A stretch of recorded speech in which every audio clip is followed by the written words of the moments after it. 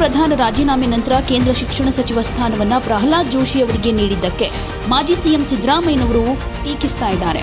ಇದ್ರ ಬಗ್ಗೆ ಅವರು ಸೋಷಿಯಲ್ ಮೀಡಿಯಾದಲ್ಲಿ ಪೋಸ್ಟ್ ಮಾಡಿ, ಕರ್ನಾಟಕದ ಸಂಸದರೊಬ್ಬರು ದೇಶದ ಶಿಕ್ಷಣ ಸಚಿವರಾದರು ಅಂತ ನಾವೆಲ್ಲರೂ ಹೆಮ್ಮೆ ಪಡಬೇಕಾಗಿತ್ತು.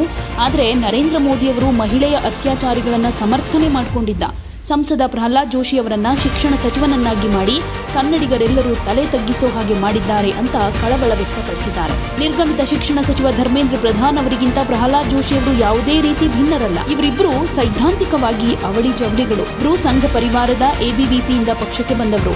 ಮಹಿಳೆಯರು, ದಲಿತರು, ಬಡವರು, ಹಿಂದುಳಿದ ಜಾತಿಗಳು ಮತ್ತು ಮುಸ್ಲಿಂ, ಕ್ರಿಶ್ಚಿಯನ್ನರ ಬಗ್ಗೆ ಆರ್ಎಸ್ಎಸ್ ಹೊಂದಿರೋ ಅಭಿಪ್ರಾಯವನ್ನೇ ಹೊಂದಿದವರು. ಇದಕ್ಕಾಗಿ ಪ್ರಧಾನ್ ಅವರ ಸ್ಥಾನಕ್ಕೆ ಜೋಶಿ ಅವರನ್ನ ತಂದು ಕೂರಿಸಲಾಗಿದೆ. ಇದೊಂದು ರೀತಿ ಊದೋದನ್ನ ಕೊಟ್ಟು ಬಾರಿಸೋದನ್ನ ಕೊಂಡು ಬಂದಂತೆ. ಬದಲಾಗಿದ್ದು ಪಾತ್ರಧಾರಿ ಅಷ್ಟೇ.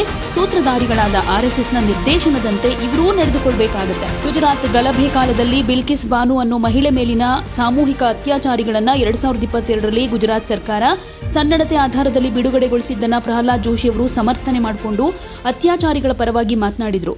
ಇಂಥವರು ಶಿಕ್ಷಣ ಸಚಿವರಾದರೆ ದೇಶದ ಶಿಕ್ಷಣ ವ್ಯವಸ್ಥೆ ಗತಿ ಏನಾಗಬಹುದು ಅನ್ನೋದು ನಮ್ಮೆಲ್ಲರ ಈಗಿನ ಆತಂಕ ಅಂತ ಸಿದ್ದರಾಮಯ್ಯನವರು ತಿಳಿಸಿದ್ದಾರೆ. ಲೋಕಸಭೆಯ ವಿರೋಧ ಪಕ್ಷದ ನಾಯಕ ರಾಹುಲ್ ಗಾಂಧಿ ಅವರು, ಸಂಸದೆ ಪ್ರಿಯಾಂಕಾ ಗಾಂಧಿ ಅವರು ಲೋಕಸಭೆಯಲ್ಲಿ ಪ್ರಹ್ಲಾದ್ ಜೋಶಿ ಅವರ ಮುಖವಾಡವನ್ನು ಕಿತ್ತೊಗೆದು ದೇಶದ ಮುಂದೆ ನಿಲ್ಲಿಸಿದ್ದಾರೆ. ಸದನದಲ್ಲಿ ಅವರ ಬಾಯಿ ಮುಚ್ಚಿಸಬಹುದು, ಆದರೆ ದೇಶದ ಕೋಟ್ಯಾಂತರ ಜನರ ಬಾಯಿ ಮುಚ್ಚಿಸೋದು ಸಾಧ್ಯ ಇಲ್ಲ. ಧರ್ಮೇಂದ್ರ ಪ್ರಧಾನ್ ಹಾದಿಯಲ್ಲೇ ಜೋಶಿ ಅವರು ಹೊರಡೋದಕ್ಕೆ ಬಹಳ ದಿನಗಳು ಬೇಕಾಗಿಲ್ಲ.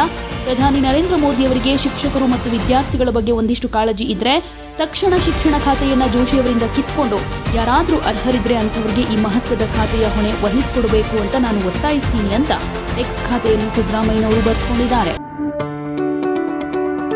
ಯಾವುದೇ ಸುದ್ದಿಯ ಅಪ್ಡೇಟ್ ಅನ್ನ ಮಿಸ್ ಮಾಡ್ಕೊಳ್ಬಾರ್ದು ಅಂದ್ರೆ ಈಗ್ಲೇ ಒನ್ ಇಂಡಿಯಾವನ್ನ ಸಬ್ಸ್ಕ್ರೈಬ್ ಮಾಡಿ. ನಿಮಗೆ ಬೇಕಾದ ಭಾಷೆಯಲ್ಲಿ ಎಲ್ಲಾ ಸುದ್ದಿ ತಿಳಿಬೇಕು ಅಂದ್ರೆ ಒನ್ ಇಂಡಿಯಾ ಆಪ್ ಅನ್ನ ಡೌನ್ಲೋಡ್ ಮಾಡ್ಕೊಳ್ಳಿ.